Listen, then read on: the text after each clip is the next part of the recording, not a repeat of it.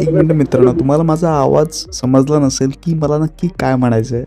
खरं तर हा जो रस्ता 8 तासाचा प्रवास आणि आजूबाजूची डोंगरदऱ्या आणि ह्याच्यातून जो जाणारा रस्ता आहे, ही जी आपली राईड आहे एकदम अशी जबरदस्त अशी आहे. आणि सकाळ सकाळचे जे हिरवंगार म्हणजे सकाळ सकाळचे जे थंडगार वातावरण आहे, ते थंडगार वातावरणामध्ये एकदम चिल्ड झालो आहे आणि जस्ट राईड मूव ऑन चाललंय पुढे पुढे आणि आपण पोचतोय निसर्गरम्य वातावरणात म्हणजेच कोकणात.